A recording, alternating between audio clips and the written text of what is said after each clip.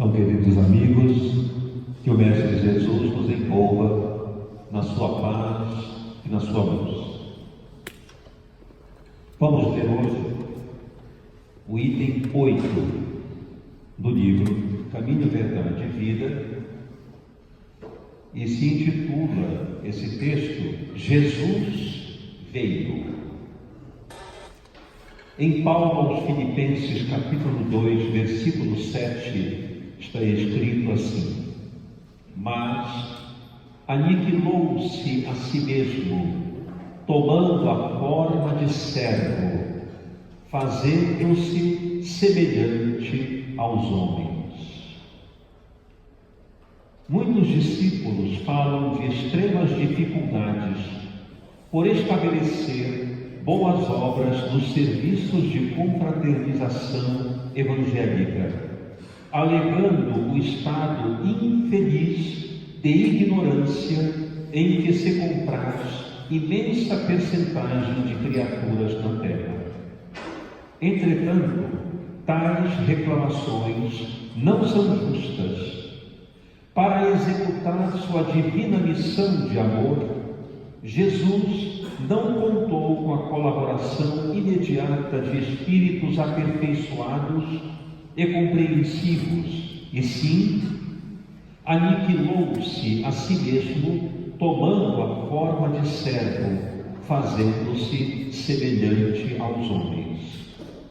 Não podíamos ir ter com o Salvador em sua posição sublime. Todavia, o Mestre veio até nós, apagando temporariamente a sua auréola de luz, de maneira a beneficiar-nos sem traços de sensacionalismo. O exemplo de Jesus, nesse particular, representa missão demasiado profunda. Ninguém alegue conquistas intelectuais ou sentimentais como razão para desentendimento com os irmãos da terra. Homem algum dos que passaram pelo orbe alcançou as culminâncias do Cristo.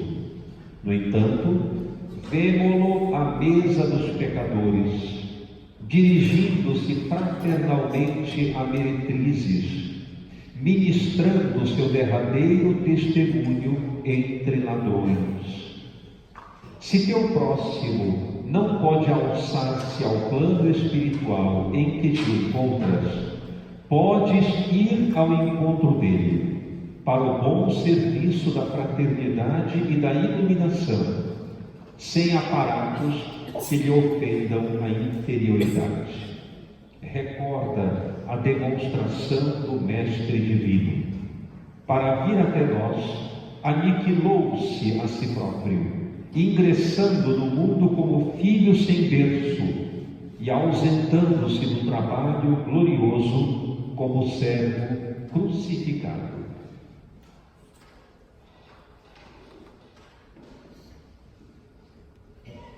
O que mais me surpreende na atualidade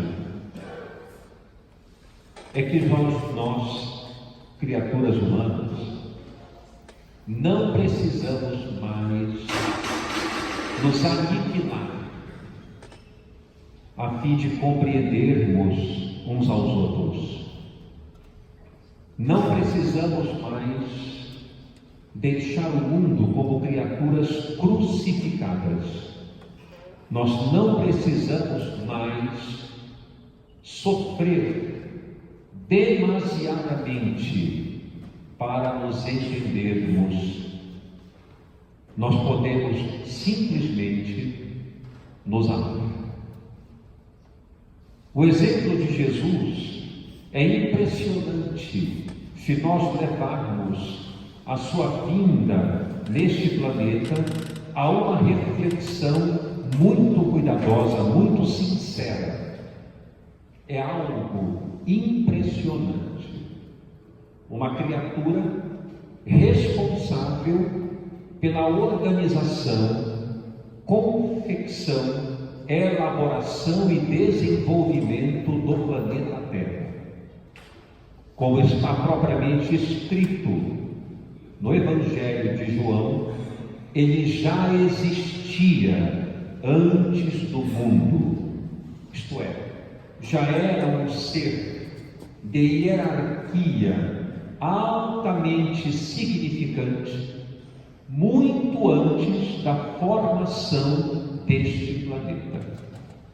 Deus o elegeu como o governador do mundo, para que ele pudesse implementar, desde os primórdios, a grandiosidade que seria este planeta, e naturalmente será, por meio de todo o desenvolvimento que ele vai albergar, que seremos nós, criaturas mais elevadas, mais amorosas, mais fraternais, criaturas estas em que já estamos nos transformando.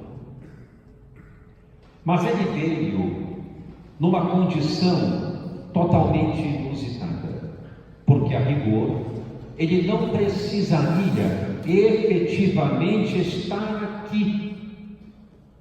É um ser que já havia alçado as esferas mais iluminadas. Não teria propriamente necessidade absoluta nenhuma de encarnar em qualquer que fosse a instância planetária,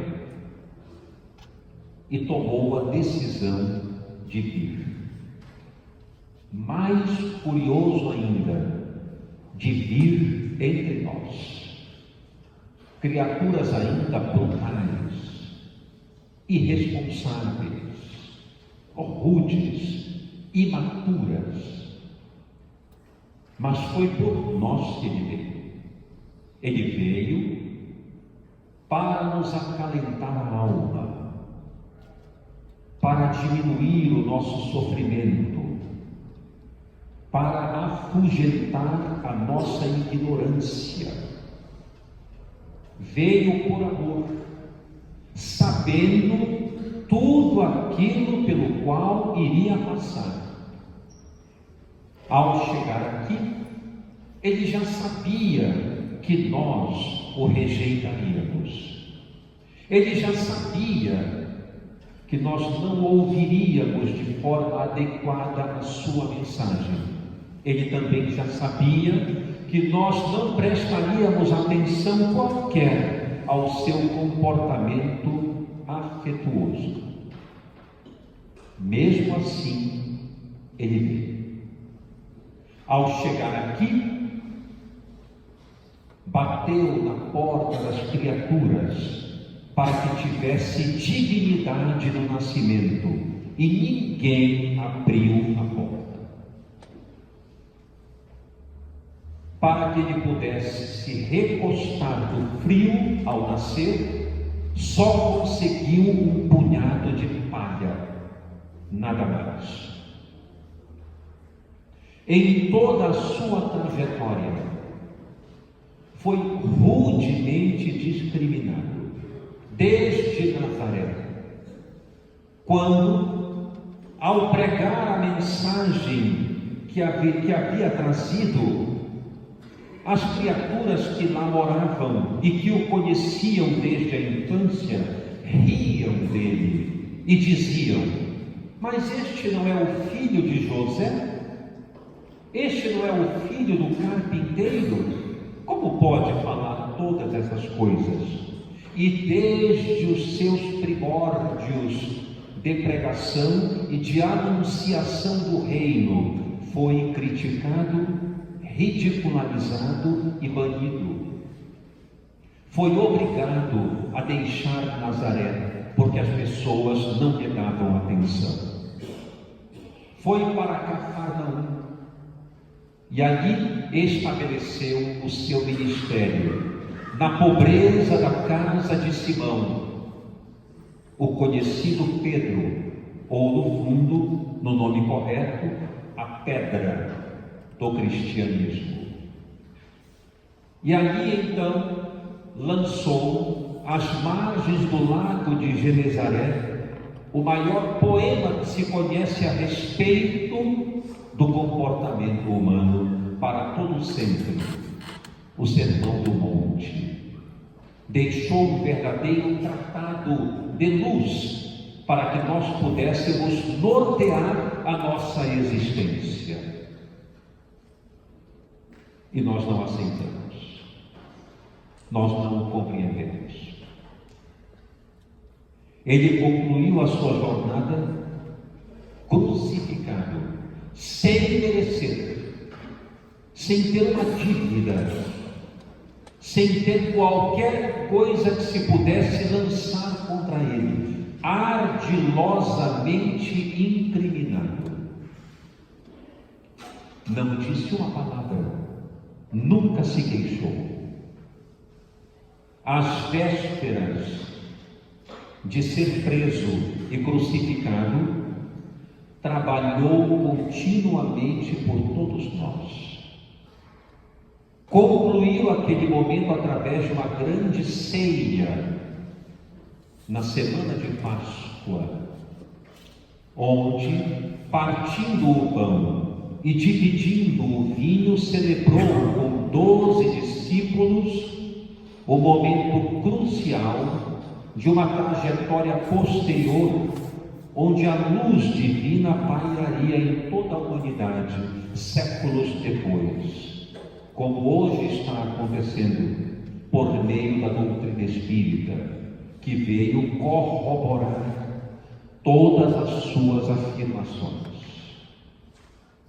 E hoje, nós ainda não conseguimos compreender muito bem, porque nós ainda estamos em um clima de tanta impaciência, de tanta revolta, de tanta mágoa. Quando nós observamos os lares em geral, vemos desavenças entre pais e filhos, entre cônjuges, entre irmãos, guerras por herança, desentendimentos de toda sorte. No ambiente de trabalho, disputas cruéis, calúnias, difamações. Na via pública, depredações. Criaturas altamente perturbadas em meio à via pública, comprometendo a segurança, a dignidade dos seus semelhantes. Nós ainda não compreendemos. Ainda não compreendemos que a única forma de nós sermos felizes realmente, de nós desejarmos de fato tudo aquilo que queremos ver concretizado na nossa vida, nunca será pensando em nós mesmos. Toda vez que nós quisermos constituir alguma coisa, é necessário que nós levemos sempre em conta a coletividade, nunca nós de uma maneira isolada. Quantas vezes não dizemos de forma tão equivocada: primeiro eu, depois os outros. Se eu não estou bem, como é que eu posso fazer alguma coisa? Ainda temos esses jargões na nossa mente, jargões esses totalmente impróprios, que não são reais. São ilusões que nós criamos para permanecer no mesmo estado de ignorância de séculos atrás. Só existe um meio de nós alcançarmos o que desejamos, estabelecendo a fraternidade universal. E quando eu digo universal, não é no universo geográfico, é no universo do nosso interior. Gostarmos das pessoas, termos um sentimento dócil e sincero pelo nosso próximo, relevarmos, desculparmos as faltas alheias em relação a nós. Termos a coragem de pedir desculpas, pedir perdão pelos nossos equívocos. Termos a capacidade de, em vez de nos apressarmos para chegar primeiro, pararmos um pouco para que aqueles que necessitam de nós nos alcancem e sigamos juntos, sem competições e sem apostas. Sem isso, jamais teremos um mundo como desejamos. Olhamos o Oriente Médio e dizemos: que coisa absurda! Como podem se digladiar assim? Como podem matar-se uns aos outros? E não percebemos a nossa posição, que quantas vezes mata a esperança dos outros, mata o ânimo daquele que está dentro da nossa própria casa, destrói o sentimento daquele que é mais frágil do que nós. E muitas vezes nós os manipulamos, movemos essas criaturas ao nosso prazer, ao nosso dispor, e criticamos as situações à distância, que são muito parecidas, guardadas as devidas proporções, muito parecidas com as nossas. Para que nós tenhamos um mundo do jeito que queremos, é necessário que nós comecemos pelo nosso próprio exemplo, como fez o Cristo. Não esperou que nós o entendêssemos, ele se fez ser entendido, mesmo que não aprovado, mas ele se fez ser compreendido, e teve paciência, como tem até hoje, permanece entre nós, até hoje com paciência, porque ele sabe que não tem outro caminho a não ser praticarmos o que ele ensinou. Não tem outro caminho.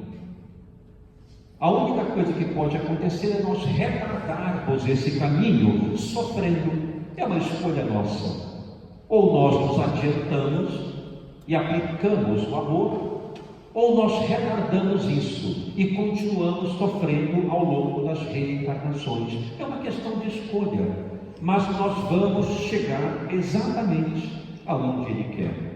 Ora, por que nós não apressamos isso então? Por que nós não damos um passo adiante mais rápido, exercitando a fraternidade desde já, tendo tolerância, paciência com os nossos filhos, com os nossos pais, com os nossos cônjuges, com aqueles que estão à nossa volta em todos os ambientes da nossa atuação? Por que não compreendê-los mais?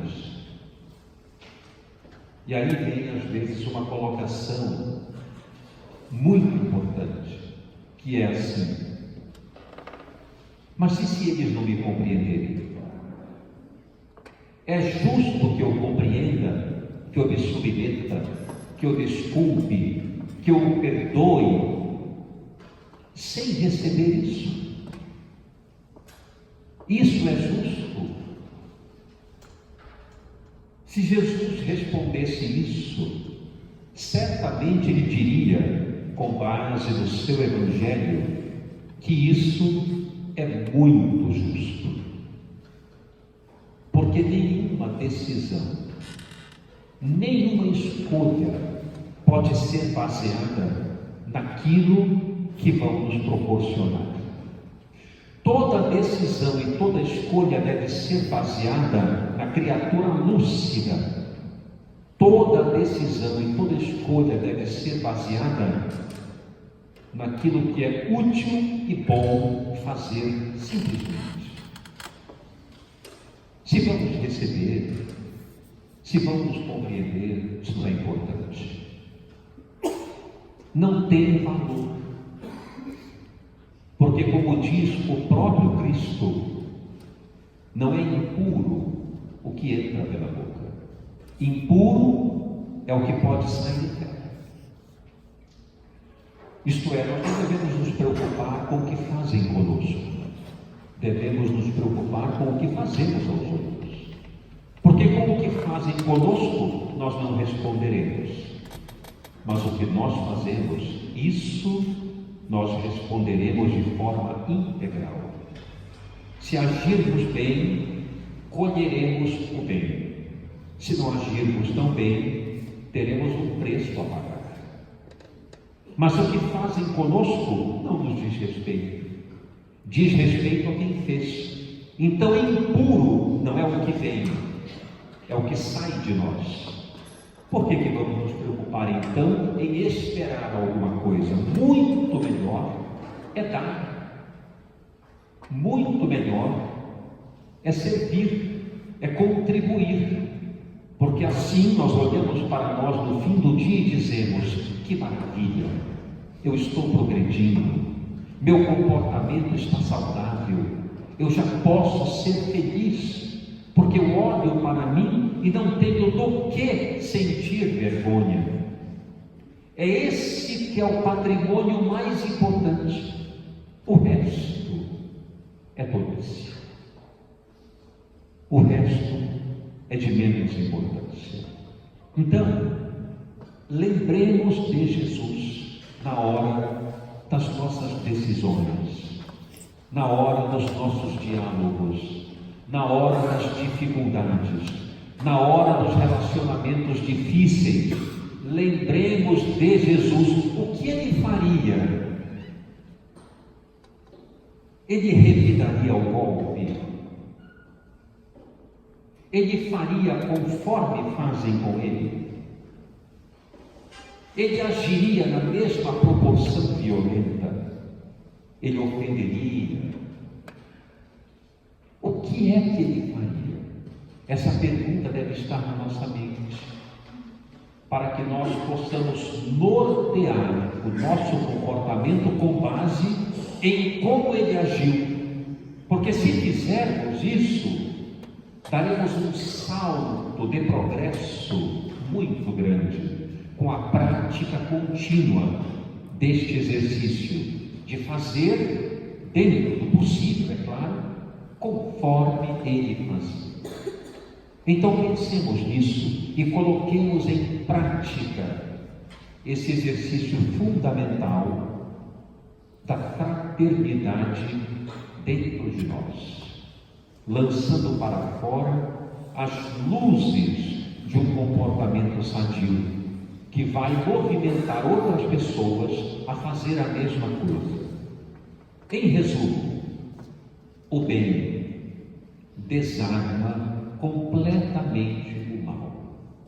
Não nos iludamos que devemos pagar mal por mal.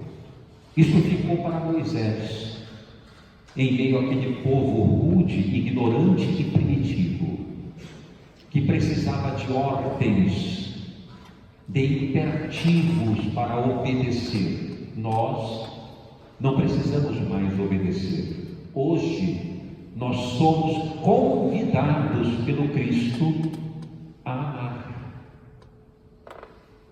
Simplesmente isso. Vale a pena contribuir com Ele nesse rumo de comportamento. Então, que haja paz e luz nos nossos corações. Vamos fazer as vibrações.